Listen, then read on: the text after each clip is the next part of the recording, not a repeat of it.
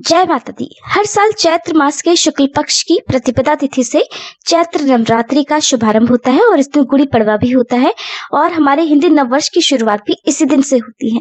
आइए जानते हैं साल 2026 में चैत्र नवरात्रि कब से प्रारंभ होगी, कब समाप्त होगी, अष्टमी और नवमी तिथि कब रहेगी और नवरात्रि की सरल पूजा विधि के बारे में भी। इस बार प्रतिपदा तिथि 19 मार्च दिन गुरुवार को सुबह 6:54 से शुरू हो रही है। इससे पहले तक अमावस्या तिथि रहेगी। प्रतिपदा तिथि का समापन होगा 20 मार्च शुक्रवार को सुबह 4:52 से। क्योंकि गुरुवार से इस बार चैत्र नवरात्रि शुरू हो रही है, ऐसे में क्या महिलाएं इस दिन सिर से स्नान कर सकती हैं, ये भी आप आगे वीडियो में जानेंगे। उदय तिथि के अनुसार प्रतिपदा तिथि 19 मार्च गुरुवार से है, तो इस बार चैत्र नवरात्रि 19 मार्च दिन गुरुवार से शुरू होगी और नवरात्रि व्रत का समापन होगा 27 मार्च शुक्रवार को नवमी के दिन। और क्योंकि इस बार गुरुवार के दिन से नवरात्रि शुरू हो रही है, तो इस बार माता की सवारी पालकी होगी।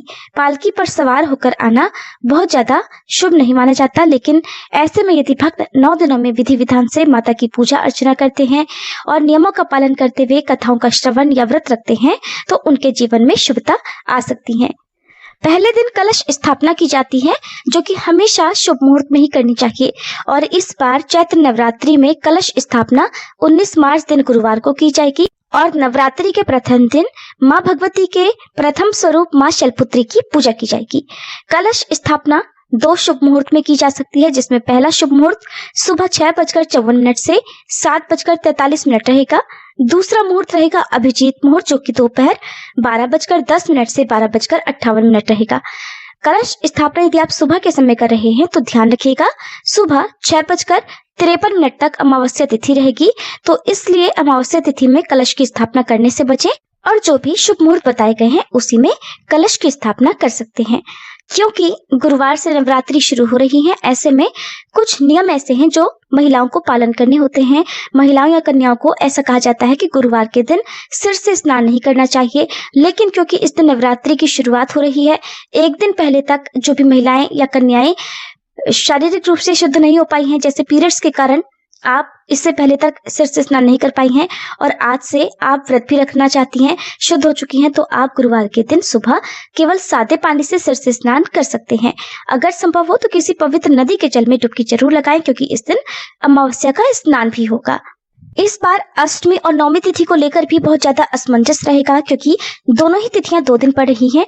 ऐसे में इस समय जो जानकारी मिल रही है उसके अनुसार अष्टमी और नवमी की पूजा एक ही दिन की जा सकती है, यानी कि 26 मार्च दिन गुरुवार को, क्योंकि अष्टमी तिथि सुबह 11:49 तक रहेगी। इसके बाद में नवमी तिथि प्रारंभ होगी। और अगर पंचांग के अनुसार बात करें तो नवमी तिथि 27 मार्च शुक्रवार को सुबह 10:07 तक रहेगी। ऐसे में नवमी तिथि आप 27 मार्च शुक्रवार को भी मना सकते हैं, तो यानी कि 26 मार्च गुरुवार को अष्टमी और 27 मार्च शुक्रवार को नवमी तिथि रहेगी। कभी कभी लोग क्षेत्र के अनुसार अष्टमी और नवमी तिथि अलग अलग दिन में मना लेते हैं। ऐसे में आने वाले समय में जब भी अष्टमी और नवमी मनाई जाएगी, उसकी सही जानकारी आपको समय पर दी जाएगी।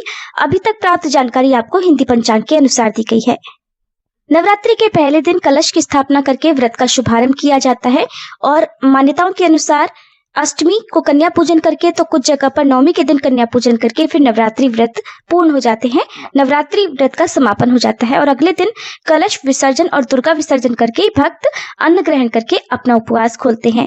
ये थी आज की वीडियो। जानकारी अच्छी लगी हो तो वीडियो को लाइक करके कमेंट बॉक्स में जय माता दी जरूर लिखिएगा।